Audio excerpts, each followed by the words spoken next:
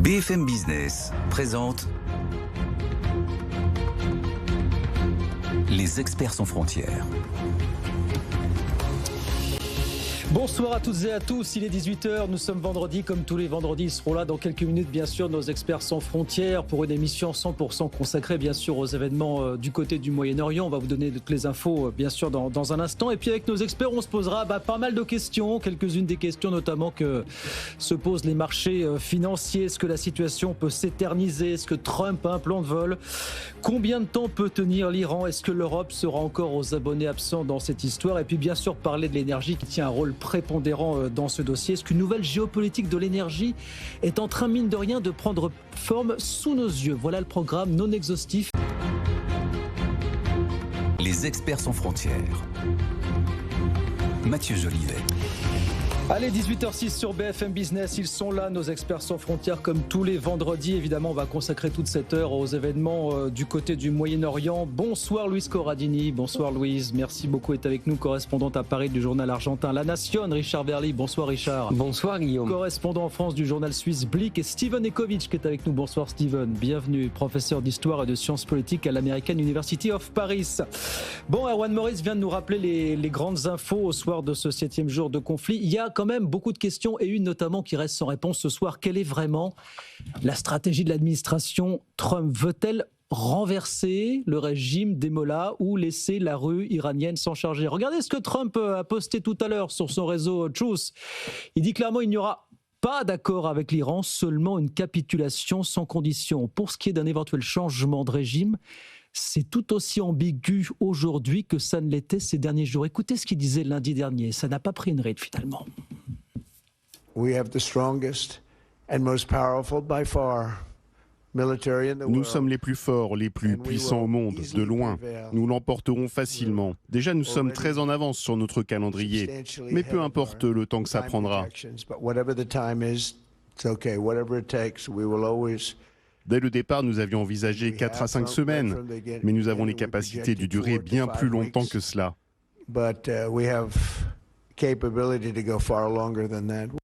Voilà, 4 jours à l'échelle de ce conflit, ça paraît une éternité. Ça n'a pas pris une ride, ce que dit Donald Trump. Et en plus, il réussit l'exploit, je parle de ce poste, de poster un message incendiaire, alors sur la forme, mais sur le fond qui ne dit rien de plus de ses intentions. Et en plus, il se tire une balle dans le pied, puisqu'on en reparlera tout à l'heure, le prix du baril de pétrole, vous l'avez entendu, s'est envolé de $10. Donc vous êtes plus que jamais en droit de vous poser la question, est-ce qu'il y a un pilote dans l'avion, est-ce qu'il y a une stratégie finalement? Richard, comment vous voyez ça vous? Alors, moi je crois qu'il y a un pilote, c'est Donald Trump, il a bel et bien l'intention de garder les commandes, il est dans le cockpit, mais il ne sait pas du tout où il doit atterrir. C'est ça le grand problème. Et c'est ça, à mon avis, qui nous pose question, c'est-à-dire qu'on a quelqu'un qui ne lâchera absolument pas les commandes, autrement dit, il ne demandera l'avis de personne sur ce qu'il faut faire. Il continue de penser que le régime iranien va capituler. Maintenant, on est sur cette demande, donc ça veut dire sortir avec le drapeau blanc, dire Monsieur Trump, nous vous donnons tout ce que nous avons. Oui, mais il ne dit pas s'il fera lui-même le job ou pas. Ça reste. Il a quand même envie que la capitulation ait lieu devant lui. Il ne faut pas se tromper. Je pense qu'il pense que les Iraniens capituleront devant lui. Après, moi, la grande inquiétude, c'est qu'il ne sait pas où il va faire atterrir tout ça, parce qu'il n'y a aucun plan pour l'Iran demain. Oui, Louise. Oui, et je suis tout à fait d'accord. Mais en plus, il y a une énorme différence avec les autres interventions américaines dans la région. Je voudrais vous mentionner les déclarations de Pete Hegseth cette semaine. Il dit « Ces frappes ne constituent pas un exercice de construction des démocraties. Cela est absolument exclu. » Mais alors, qu'est-ce qu'ils veulent ? Si ce n'est pas un changement des régimes pour faire une démocratie à l'américaine, comme les voulaient les autres présidents américains quand ils ont intervenu en Irak. En Irak ou en Afghanistan. Qu'est-ce qu'ils veulent ? C'est ça qu'on se demande. Qu'est-ce qu'ils veulent? Est-ce que vous y voyez un peu plus clair sur les réelles intentions de Trump, Steven? Est-ce qu'il veut renverser le régime, oui ou non? Si oui, est-ce qu'il veut le faire lui-même? Moi, je dirais lui-même, il ne sait pas. je suis pas sûr que c'est clair dans sa tête. Et de toute façon, comme j'allais commencer à dire, si un chœur de conseillers autour de lui, ils chantent pas à partir de la même partition. Donc c'est une cacophonie, je dirais, à peu près habituelle avec cette présidence.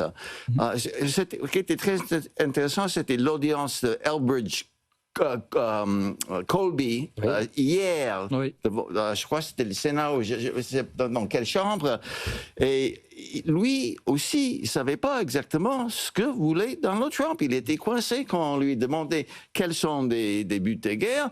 Il dit des choses comme on s'aligne sur le président, on va mettre en œuvre ce qu'il veut. Donc, vraisemblablement, lui aussi, le deuxième après Hegseth, il me semble, après ce que je vois, que Hegseth ne participe pas au Conseil de guerre. Il est là pour faire le claque des... soutenir le moral des troupes, quoi. Voilà. Donc, il fait la propagande, il chante les louages à Donald Trump. C'est un très grand bonhomme, c'est le meilleur. Les démocrates sont pourris, ils savent quoi. Donc, là, ça c'est pas donner au public l'information. Par contre, les militaires, très professionnels, très posés, quand eux, ils sont là au micro, ils font leur travail d'une façon professionnelle. Ils donnent les informations qu'ils peuvent donner. Et bien sûr, il y a certaines informations militaires ne vont jamais donner. Mais donc, il y a un grand écart, un décalage entre les militaires qui font leur boulot tactique d'une façon très impressionnante. Mais ça, c'est tactique. Et même si on va faire un peu géostratégie, il y a ce niveau tactique. Les Américains sont très très forts dedans, c'est clair. Opérationnel, tous les théâtres. Très complexe, hein. C'est un travail assez impressionnant. La grande question, c'est le niveau stratégique. Qu'est-ce qu'on va faire sur le niveau stratégique? Alors, au niveau militaire, on exécute. Au niveau politique, qu'est-ce qu'on a raté? Est-ce qu'on a sous-estimé la résilience de l'Iran? Je ne sais pas si est-ce qu'on peut parler au bout de 7 jours de conflit de résilience de l'Iran, de l'armée iranienne, finalement? Mais on le savait, nous les Européens, on le savait. On savait la capacité de l'Iran à résister. Vous croyez vraiment que l'administration américaine a sous-estimé cette capacité à résister? Moi, je crois qu'ils ont sous-estimé ou simplement ils vivent dans une boule comme ils ont fait pendant la guerre en Irak. Ils ont décidé qu'il y avait des armes de destruction massive en Irak et ils voulaient y aller et ils sont allés. Et moi, je pense que l'histoire se répète. Et je ne sais pas ce qui va se passer parce que c'est vrai que nous, les Européens, nous savions que l'Iran n'était pas le Venezuela. Mais c'est la moindre de choses. Mais les Américains aussi le savent. Peut-on imaginer que l'Amérique ait sous-estimé la capacité de nuisance de l'armée iranienne? Est-ce que c'est quelque chose de concevable, ça, Richard? Ça interroge quand même. Je pense qu'il y a deux choses que peut-être les Américains et les Israéliens, n'oublions jamais de citer les Israéliens, c'est une opération conjointe, deux choses qu'ils n'ont peut-être pas vu venir. D'abord, c'est que, je crois, le régime, et le mot, il faut faire attention, le régime, mais disons les corps constitués, notamment les gardiens de la Révolution, résisteraient à la mort de Khamenei. Je pense qu'ils avaient la conviction, et c'est d'ailleurs pour ça qu'ils ont démarré l'opération. Vous connaissez l'histoire, ils ont appris qu'il y aurait cette réunion, ils ont anticipé les frappes, etc. Et je pense que l'état-major américain, Donald Trump lui-même, Netanyahou sans doute, pensait que Khamenei tué avec une trentaine d'autres dirigeants, ça décapiterait le régime, et qu'à ce moment-là, le régime tomberait. Ça ne s'est pas passé. Ça ne s'est pas passé. Et là, c'est sans doute la surprise. Après, sur la capacité de résistance militaire, je ne crois pas qu'il y a de surprise. Au fond, la volonté de cette première frappe, c'était de taper politiquement fort, de décapiter ce régime pour que ensuite les combattants ne passent pas à l'acte. Les combattants sont passés à l'acte et maintenant on se retrouve avec deux questions dont je ne vois pas la réponse dans tout ce que je lis, mais j'arrive pas à tout lire, bien évidemment, comme nous tous. C'est Combien de missiles sont encore aux mains des Iraniens? Parce qu'il est tout à fait possible qu'en ce moment, ils les économisent. Absolument. En but de les tirer demain ou après-demain. Et bien évidemment, combien de drones? Parce que le drone, c'est encore plus facile à stocker, ça coûte beaucoup moins cher. Et là, ça pourrait faire durer les frappes pendant très longtemps. Et ce qu'on n'a peut-être pas anticipé non plus, c'est le fait que le conflit allait s'exporter dans des pays qui n'avaient rien demandé à l'origine. Vous avez vu encore ce qui s'est passé ces dernières heures du côté du Kurdistan irakien. Encore une explosion cet après-midi près de l'aéroport d'Erbil. Il y a un gros complexe consulaire américain aux États-Unis. C'est exactement ça. Et c'est Donald Trump même qui l'a dit. C'était une surprise. Mais Louise, il n'y a pas que ces pays soient attaqués. Il n'y a pas que le Kurdistan, il y a la Turquie. Vous savez qu'il y a un missile balistique iranien qui a bien visé la Turquie. Alors les Turcs disent ça n'est pas nous qui étions visés, c'était des installations militaires du côté de Chypre. Oui, et les Iraniens disent que c'était un missile. Absolument. Vous avez l'Azerbaïdjan aussi qui a essuyé des tirs de missiles ou de drones, je crois, hier, qui a dit nous n'en resterons pas là. Donc là, c'est exporter le conflit au Caucase. Ça pourrait être dans les cas de Chypre. Dans le cas des autres pays hors le Golfe, ça pourrait être aussi des opérations de false flag, c'est-à-dire des opérations décidées par les services secrets israéliens. Oui. On ne le sait pas. Ça, on ne le sait pas. On est en guerre, donc tout est légitime. Mais de toute manière, c'est vrai que si le président des États-Unis reconnaît que c'était une surprise que l'Iran décide d'attaquer ses voisins, c'est quand même extraordinaire pour la première armée du monde. Aussi extraordinaire, je vois sourire. On n'a pas compris pourquoi l'Iran expédiait des missiles ou des drones sur les pays proches de la région, alors Arabie Saoudite, mais pas que, le Koweït, Oman aussi, qui pourtant était perçu comme un médiateur souvent dans bien des conflits, Parfois, les militaires sont plus prudents que les diplomates ou les politiques, parce qu'ils savent que c'est une chose très sérieuse, la guerre. Il y a un vieil dicton chez les militaires américains, et que aucun plan prévu survit intégralement après le premier contact avec l'ennemi.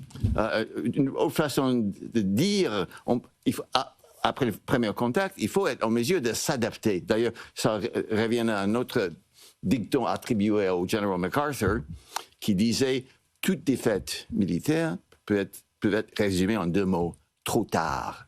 Qu'est-ce que ça veut dire? Le côté qui ne sait pas s'adapter aux événements, à la situation très changeante du champ de bataille, est perdant. Donc, moi, on savait d'ailleurs que les militaires américains ont donné 2 options à la Maison-Blanche. La première option, c'était une intervention limitée pour appuyer les négociations. La deuxième option, c'était la frappe massive. Et il paraît que c'était le vice-président J.D. Vance qui a poussé pour lui, qui était non-interventionniste. Non-interventionniste, voilà, et qu'on entend très, et lui qui vraisemblablement a fait le président infliger plutôt pour l'option massive. Bien évidemment, les militaires savent pertinemment qu'il y a des choses, il y a toujours des surprises. Comme on dit sur les antennes américaines, l'ennemi a toujours aussi son mot à dire. Voilà. Donc, on est plein dedans, et que le président soit surpris, c'est ahurissant. Richard, quand Trump dit il y a quelques heures, pas de troupes au sol, ça serait une perte de temps. Évidemment, il envoie un message à sa base MAGA, qui ne veut pas d'intervention sur la durée, qui ne veut pas d'enlisement. Mais il adresse aussi un sacré message à Israël. Est-ce que c'est là maintenant qu'on va voir apparaître la véritable fracture entre les intentions des Américains et des Israéliens? C'est possible. Alors avec Trump, le problème c'est qu'il a dit le contraire quelques jours plus tôt. Parce que dans une interview au New York Post, il avait dit que si c'est indispensable, il n'excluait pas des troupes au sol. Donc l'une des difficultés avec Trump, c'est que comme il veut contenter tous les publics, tout le monde, et qu'il ouvre des feux partout, qu'il allume des feux partout, on a une grande peine à savoir ce qu'il veut vraiment. La réalité, je crois qu'au bout d'une semaine de frappe, tous les experts militaires le disent, il faudra, pour faire tomber ce régime, il faudra que quelque chose se passe au sol. Je dis bien que quelque chose se passe. Alors, est-ce que cette chose, ce sera une offensive? On entend beaucoup parler, là, aujourd'hui, d'une possible offensive des Kurdes d'Iran, qui descendraient, enfin, qui iraient sur Téhéran avec l'aide peut-être de conseillers américains. Il faut rappeler que les Américains sont très présents au Kurdistan irakien. Ça, c'est une possibilité. Est-ce que ça peut être autre chose? En tout état de cause, je crois que Trump, lui, ce qu'il veut maintenant, c'est convaincre, espère-t-il, les dirigeants iraniens de capituler maintenant. Sous-entendu, c'est votre intérêt. Et c'est là où on peut quand même se poser la question, parce que qu'est-ce qu'ils ont à gagner à capituler, les dirigeants iraniens? Même en admettant... La fin de leur privilège. Même en admettant que ceux qui ont du sang sur les mains, c'est déjà arrivé dans l'histoire, décident de capituler, de négocier. Mais vous feriez confiance à Donald Trump, vous, pour négocier? Vous négocieriez avec Donald Trump, l'homme qui est capable de vous trahir demain? Donc, quand vous êtes un dirigeant iranien, franchement, vous vous dites je vais jamais faire confiance à Trump. C'est pas possible. Les Iraniens le disent d'ailleurs. On peut pas faire confiance à Trump. Chaque fois qu'on entre dans la négociation, ils vont à la guerre. Ou ils nous frappent avec les armes. Donc, on part du principe qu'on ne fait... Trump ne s'en remet plus à la rue iranienne, finalement, pour orchestrer le départ des derniers vestiges du pouvoir. On sent une population tétanisée vers l'Iran. Il y a le souvenir, il y a immédiat des milliers, des dizaines de milliers de morts qui fait que la population, aujourd'hui, n'est pas prête à retourner dans la rue pour réclamer le départ du pouvoir. Mais est-ce que... Ça, c'est une autre chose absolument ahurissante.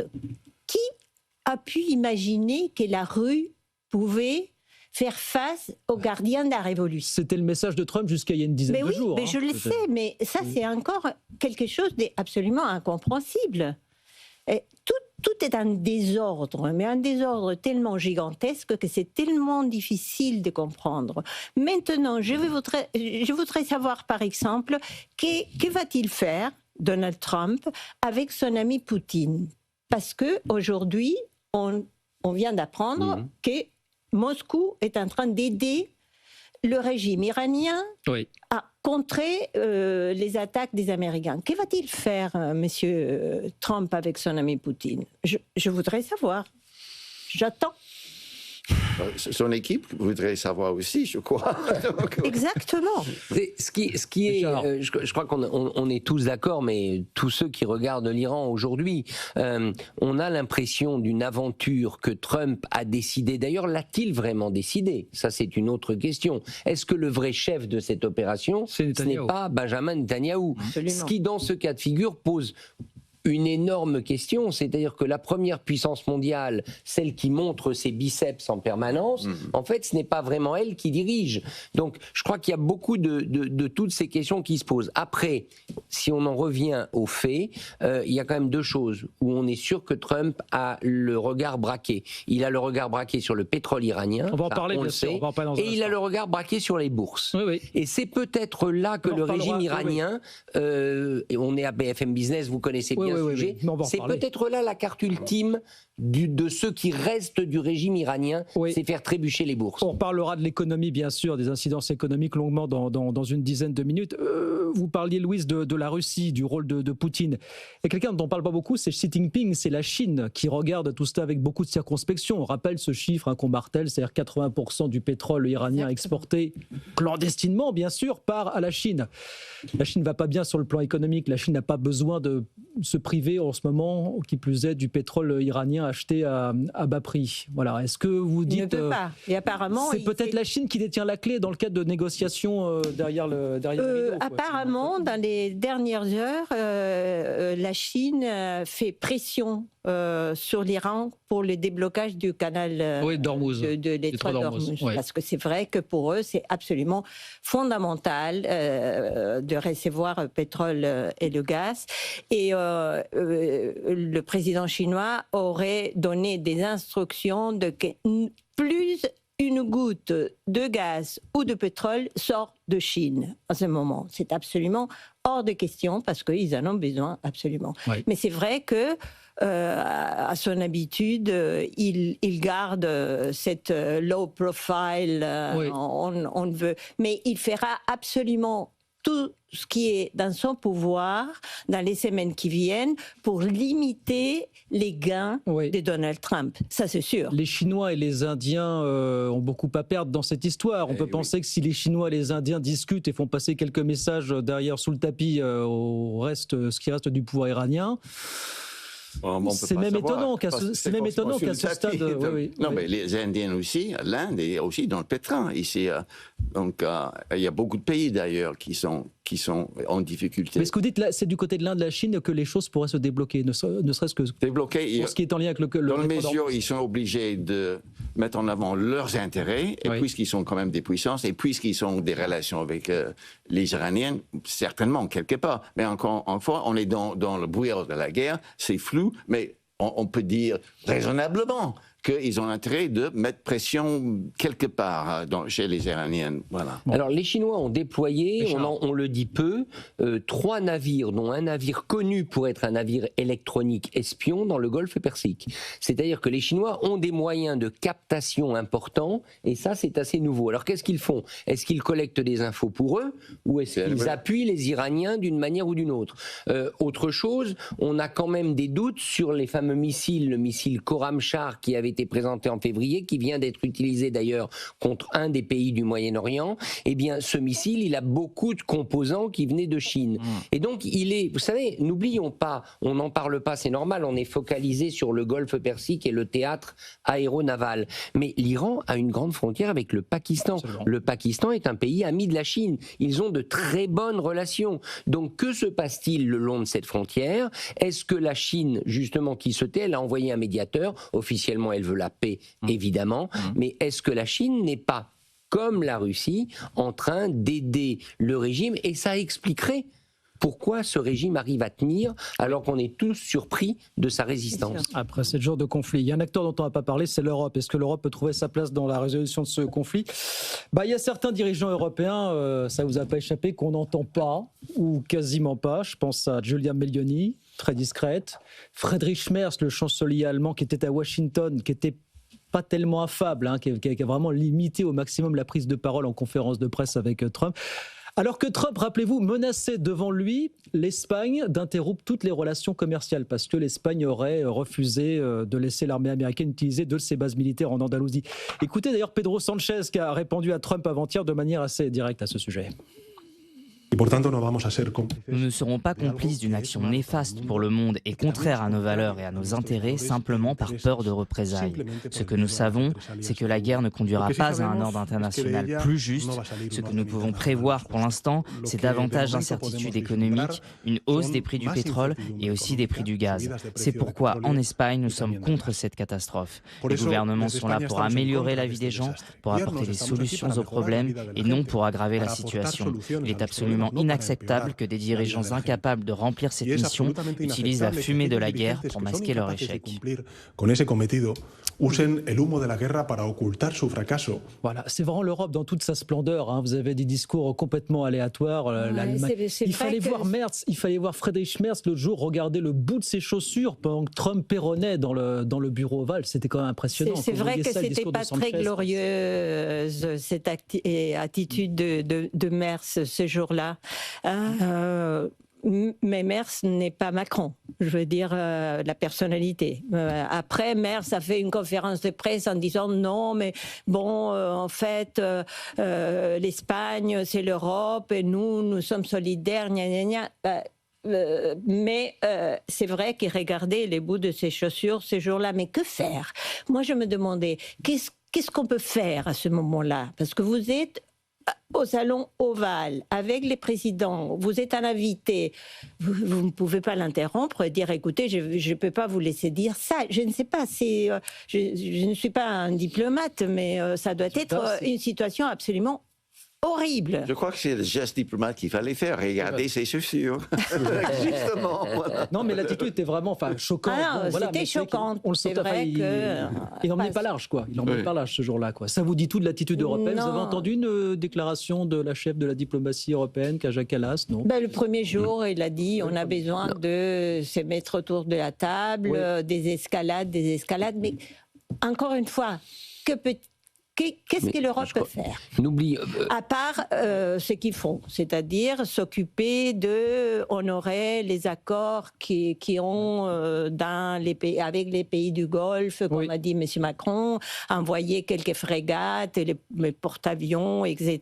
Alors, le Golfe est arrivé dans la Méditerranée cet après-midi. Je ne vois pas, parce que la seule proposition des Européens, c'est condamner. Non, on n'est pas d'accord avec l'intervention au Liban, par exemple. Non, on n'est pas d'accord avec les troupes au sol. Et il faut une désescalade, c'est tout. Richard, sur l'attitude européenne. Oui, alors l'attitude européenne, n'oublions quand même pas une chose. Alors on n'a pas de confrères ou de consoeurs allemands avec nous, mais derrière cette guerre, il y a la menace dite existentielle sur Israël.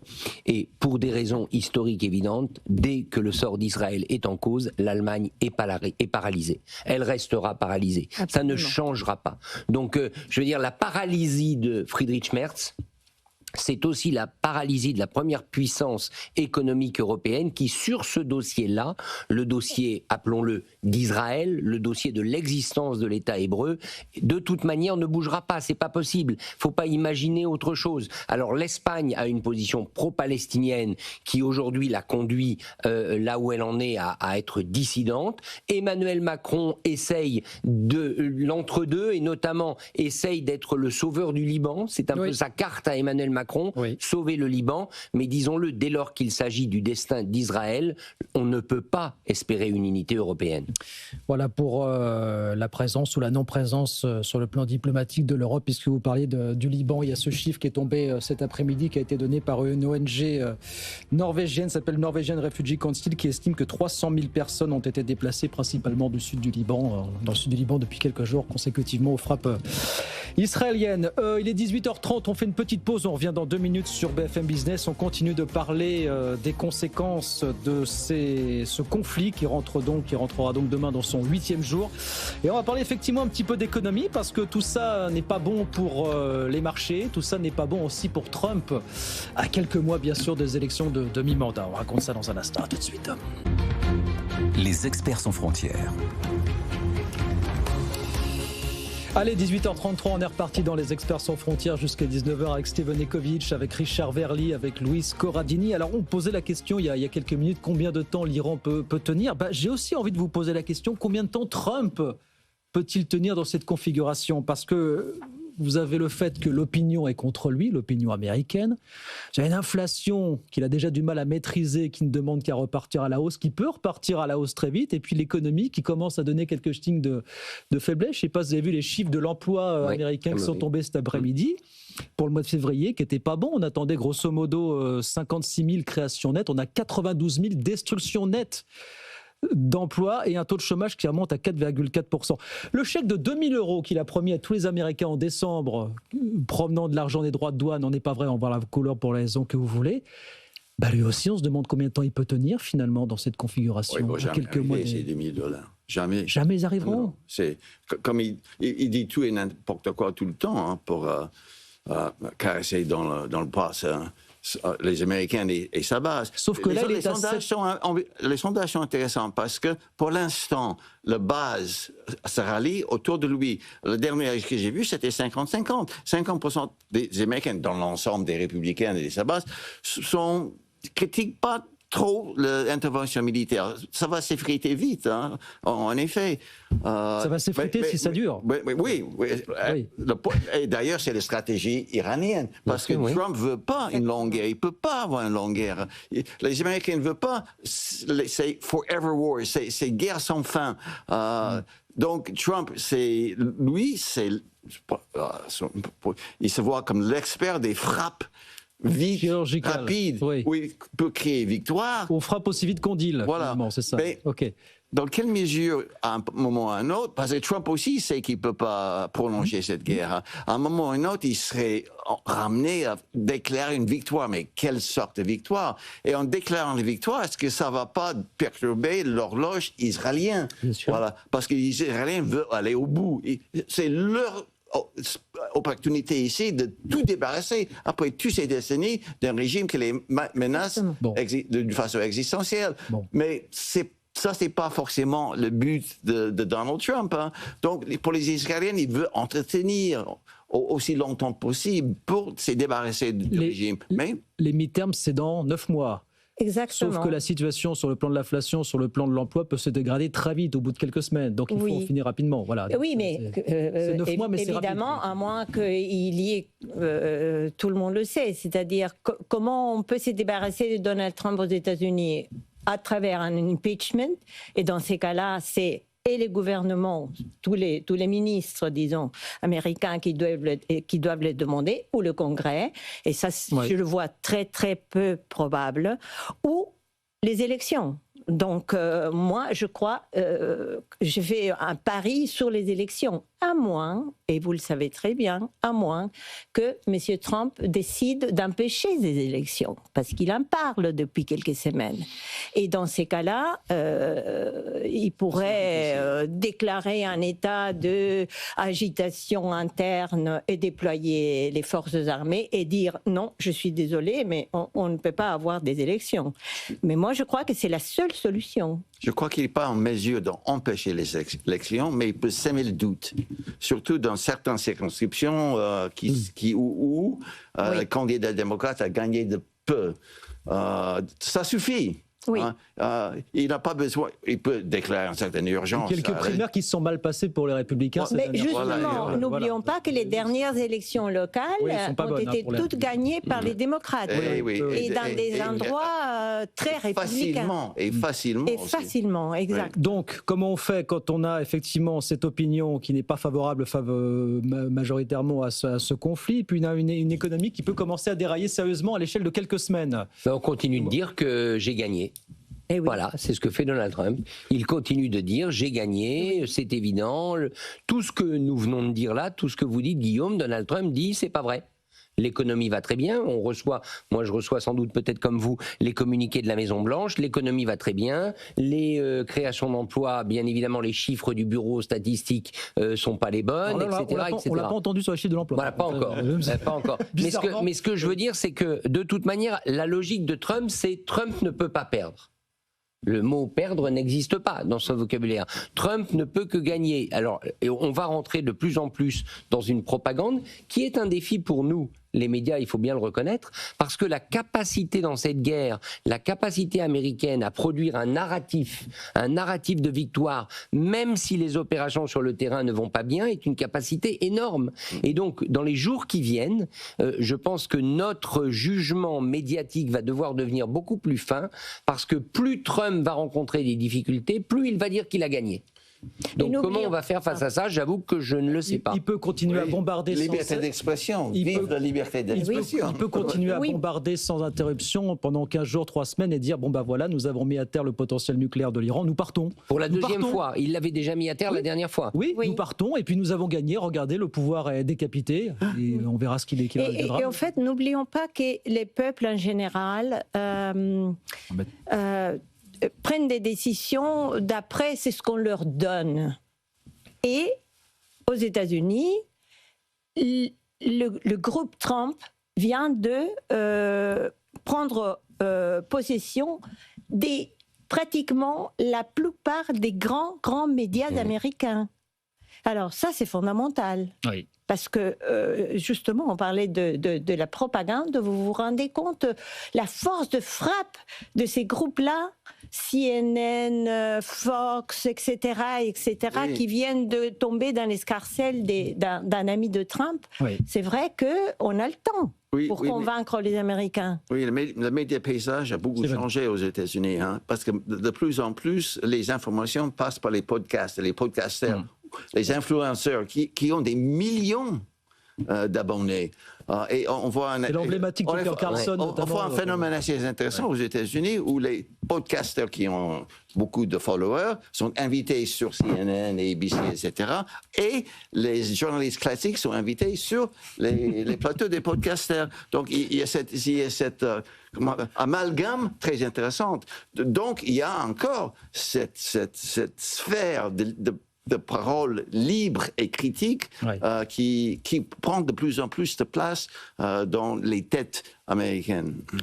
Oui, Richard, vous voulez dire un mot. Oui, mais sur les médias et sur tout le narratif de cette guerre, ce qui vraiment va être problématique, c'est que pour l'instant, disons-le, on n'a qu'une version des faits. On n'a que la version américaine. Les prix dans les magasins sont ce qu'ils sont, indépendamment du narratif. Donc, et à la pompe d'essence. Quelle est la limite de ce narratif? Donc ce qui me pose question, du côté iranien, c'est que vont-ils faire dans les jours à venir, s'ils le peuvent, pour communiquer? Parce qu'ils doivent communiquer, les Iraniens, d'une manière ou d'une autre. Ils doivent montrer si ce régime existe encore et si ce régime est prêt à durer, il doit le montrer. Et pour l'instant, il y a un énorme point d'interrogation. Il y a quand même des images troublantes. Aujourd'hui même, nous sommes vendredi, on voyait quelqu'un que vous connaissez bien sur cette antenne, Siavosh Ghazi, le correspondant. Il est le correspondant à Téhéran. Il était sur une place centrale de Téhéran où il y avait quand même des milliers de gens rassemblés pour la prière du vendredi, pour le recueillement du vendredi. Alors d'un côté, il disait la ville est vide, Téhéran s'est beaucoup vidé, mais néanmoins, les Iraniens continuent de sortir dehors. Donc je pense que dans les jours à venir, le régime iranien va essayer de quelque chose pour montrer publiquement qu'il est solide, et pas seulement sous la forme de missiles ou pas seulement sous la forme de tirs de drone. Alors, il a une autre arme, évidemment, le régime iranien, c'est le prix du pétrole. On va regarder ce que nous dit le pétrole ce soir. Bah oui, ça continue de grimper. Vous voyez, on est à 93, voilà, on est sur des plus hauts de 2 ans. Il y a une heure, on était à 91, on était monté à 91, 92 $ après les propos de Trump et puis l'attaque aussi d'un grand complexe pétrolier du côté du Kurdistan iranien, géré par une société américaine. On est à 93 $ désormais sur le baril de Brent. Alors je vous passe toute la littérature qui commence déjà à circuler du côté des banques, notamment du côté des milieux d'affaires, sur les incidences en termes de croissance, en termes d'inflation. Bon, il y a beaucoup d'estimations. Et l'idée que les choses restent, alors, on disait hier à peu près supportable, qu'on continue déjà désormais à 93 $ à considérer que la situation est supportable peut-être de moins en moins. Mais il y a une question que j'ai envie de vous poser. Est-ce qu'on est en train de voir une géopolitique de l'énergie véritablement nouvelle émerger et prendre toute sa place aujourd'hui, finalement? Voilà. On va voir si ça est ponctuel, lié au conflit ou non. Voilà. Donc, oui, dans le courte durée, certainement, il y a une perturbation, on en a déjà parlé.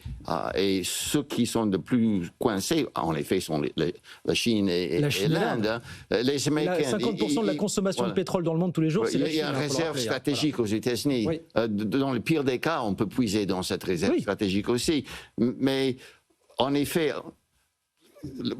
Les Américains, c'est une civilisation de l'automobile. Ils ont besoin d'aller au supermarché en automobile. Et d'ailleurs, j'ai entendu, aujourd'hui, c'était assez intéressant comme réflexion. Ce sont dans l'ensemble les hommes qui vont à la pompe.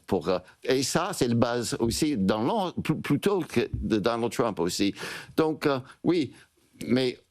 Dans toute guerre, de toute façon, et surtout dans toute guerre au Moyen-Orient, qui implique le Golfe Persique ou le Golfe arabe, on dit de l'autre côté, bien évidemment, ça perturbe le marché de pétrole. Hein. Mais est-ce que ça va perdurer? Il suffit d'une déclaration, c'est très volatile en ce moment. Cette histoire fait bien sûr... quelques heureux, comme Poutine, par exemple. On se disait, oh là là, il est en train de perdre un autre allié. On l'avait évoqué ici même il y a quelques semaines avec le Venezuela. Et bien, maintenant, avec le prix du pétrole qui monte au nuage, lui, évidemment, ne peut qu'être absolument heureux de cette situation. Et l'Inde, c'est vrai que c'est complètement contradictoire. Que fait-il? Oui. Et l'Inde qui a été dispensée aussi par Donald Trump de ne pas acheter de pétrole iranien en provenance de Chine, de Russie, excusez-moi. Voilà, de Russie. Exactement. Donc, les verrous sautent les uns après les autres. Les Russes sont gagnants dans cette histoire, oui, effectivement, bien sûr. Les Russes sont gagnants. Alors, effectivement. Et les producteurs de schiste américains. Les Russes sont gagnants, mais n'oublions pas que la Russie exporte son pétrole par cette flotte fantôme. Oui. La flotte fantôme, elle est quand même sous pression. Oui. Il y a un navire pétrolier qui a été arraisonné par la Belgique il y a quelques jours. Donc, c'est pas non plus, je dirais, c'est pas non plus l'ouverture du marché dont rêve Vladimir Poutine. Il reste sous pression. Mais ce qui est sûr de toute manière, c'est que dans une période comme celle-là, sur le dossier de l'Ukraine, Donald Trump, il est ailleurs, il est en ce moment affairé sur l'Iran. La confrontation entre Trump est avec la Chine. Et la Russie a intérêt à ce que la Chine soit, je dirais, contrecarrée par Trump, parce que ça la rend d'autant plus indispensable pour Pékin, évidemment. Donc oui, on peut dire que Poutine est le grand vainqueur pour l'instant, et ça pourrait expliquer d'ailleurs pourquoi il se permet encore, en pleine période de guerre, d'aider le régime iranien.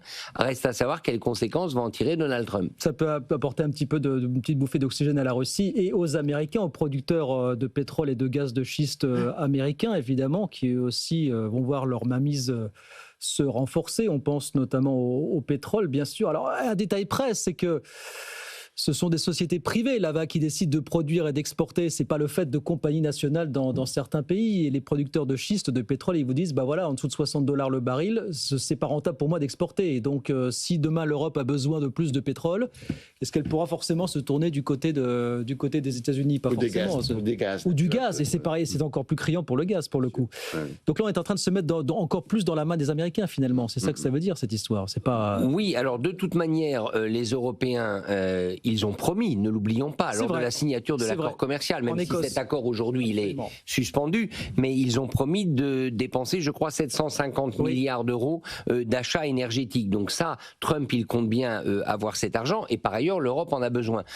Après, la difficulté, c'est que l'Europe, elle importe du gaz naturel aussi du Qatar. Le Qatar, il est dans le Golfe Persique, donc c'est difficile en ce moment d'exporter son gaz. 80% du GNL que fait venir l'Europe, ça vient de 3 pays qui sont les États-Unis, la Russie, parce que mine de rien, on continue de faire venir du GNL de Russie. Ça baisse, mais quand même, c'est important. Oui, et le Qatar, ces 3 acteurs, c'est 80% des importations de GNL tous les ans vers l'Europe. Et le Qatar vient d'annoncer, il y a 48 heures, qu'il arrêtait absolument les exportations à cause des bombardements iraniens. Donc, ça, c'est dramatique. Bah, c'est très mauvais augure pour l'hiver prochain. Là, on termine effectivement là. Exactement.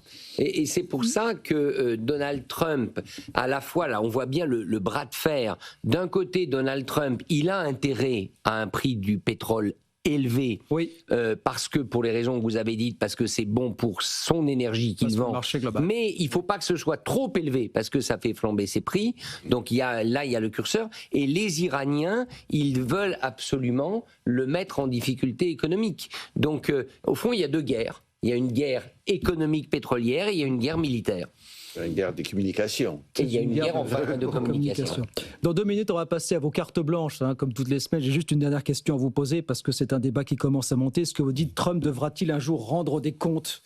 Il y a eu un sujet en son temps au sujet de George W. Bush et de son action du côté de l'Irak. On s'est toujours dit, est-ce que Bush devait aller devant la CPI? Est-ce que vous dites, est-ce qu'il faudra un jour que Trump rende des comptes de tout ce qui se passe? Voilà. Ces pays, les États-Unis n'ont jamais ratifié leur adhésion au CPI. Donc, je vois mal comment. Franchement, moi, je crois que ce sera Benjamin Netanyahou qui devra rendre des comptes. Ça, je crois beaucoup plus que dans le cas de Donald Trump. J'ai l'impression que Donald Trump passera au livre d'histoire comme quelqu'un d'absolument délirant. Je ne sais pas s'il va rendre des comptes. Ivan, Richard, il va se rendre compte aux électeurs américains. Et c'est ça le moment de vérité pour vous. Et c'est la sanction la plus lourde pour lui, surtout s'il perd au moins... Oui, pour son égo.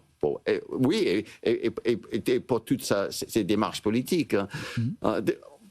Mais on peut dire qu'il y a une but de guerre claire et nette. Moi, je crois qu'on peut dire que dans sa tête, il y a une but de guerre claire et nette, parce que là, on ne parle plus de dossier Epstein.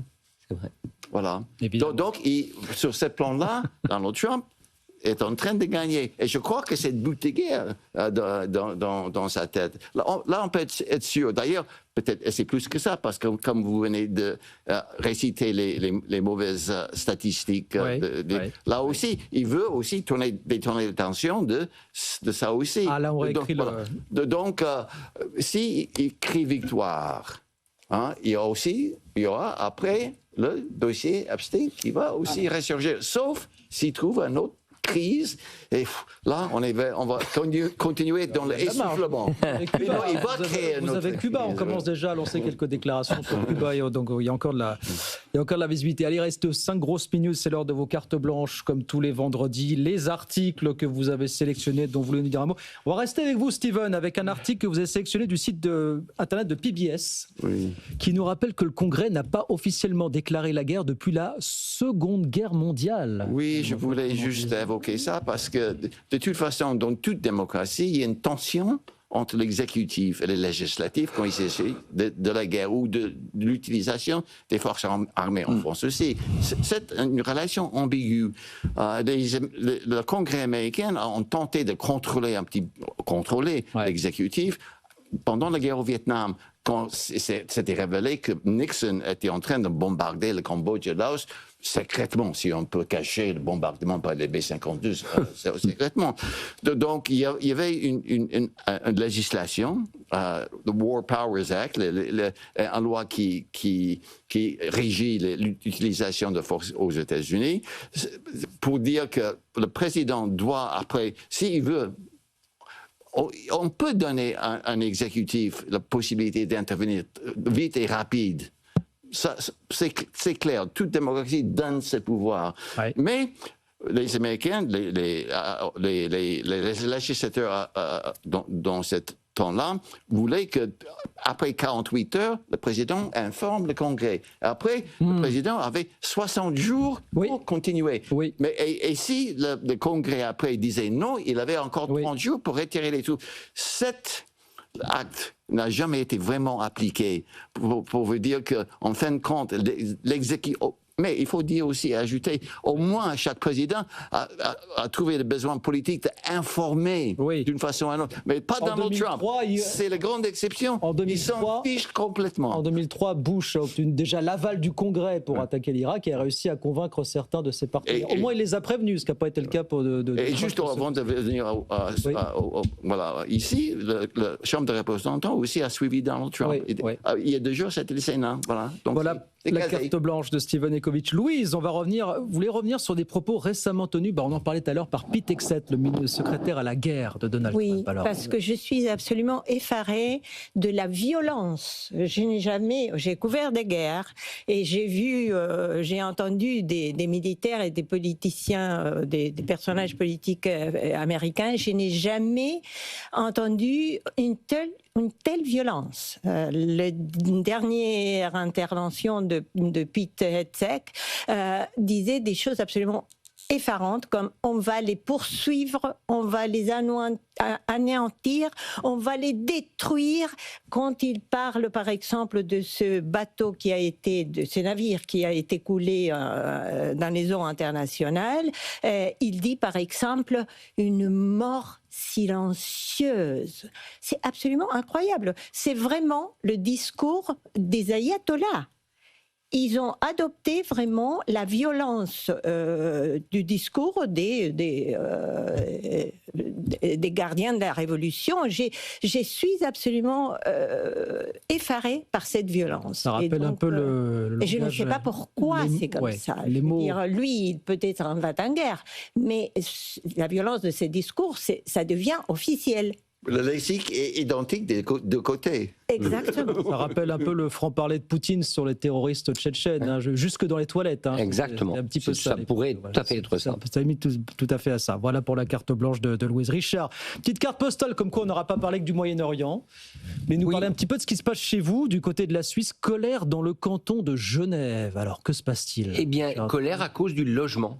Et je tenais à citer cet article parce que c'est quand même quelque chose qu'on voit dans toutes les métropoles. New York en a été un exemple avec l'élection de Mamdani, le problème de logement. Et donc en Suisse également, y compris à Genève, la Suisse a la réputation d'être bien organisée, etc. Eh bien, il y a de gros problèmes de logement. Et il me semble que je tenais à parler de cet article aussi en vue des élections municipales à Paris et dans d'autres grandes villes françaises, bien évidemment, puisque les municipales arrivent. C'est que cette question du logement me semble être aujourd'hui une question silencieuse. On en parle beaucoup moins que de la guerre en Iran et de M. Trump. Trump, mais elle est au cœur des préoccupations de nos sociétés. Absolument. Parce que on ne peut plus se loger, on ne peut plus loger des familles dans les villes, et dans une île comme Genève, c'est en train de prendre des proportions. Il y a beaucoup de manifestations dans ce sens. Donc je suis convaincu que les maires, hommes ou femmes, qui seront élus demain ou après-demain sont ceux qui auront promis de régler cette question du logement. Il y a ce sondage qu'on sortait il n'y a pas longtemps, Odoxa pour BFM Business et Capital, qui disait que 7 Français sur 10 allaient voter notamment en pensant au logement, parce que les gens veulent pouvoir se loger dans leur ville, et donc ils demandent aux maires, évidemment. Mais à Berlin, c'était pareil.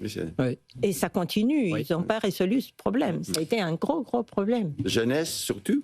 Voilà, et les travailleurs qui vivent là où ils travaillent. Et en France, 2,8 millions de foyers. Je ne parle même pas de personnes, de foyers en attente, sur une liste d'attente pour obtenir un logement social dont on n'a pas vu. Vous savez, j'étais ces dernières semaines au Moyen-Orient, j'étais en Israël. Et je discutais avec un quadragénaire israélien, cadre qui habite à New York une partie de l'année. Eh bien, il m'a dit, moi je suis israélien, je ne supporte pas la politique de Mamdani, vous savez, pro-palestinien, mais si j'avais été américain à New York, j'aurais voté pour lui.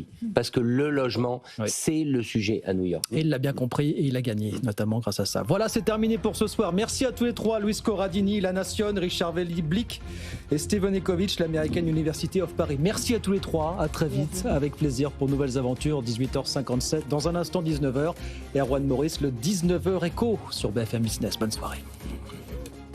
Les experts sans frontières sur BFM Business.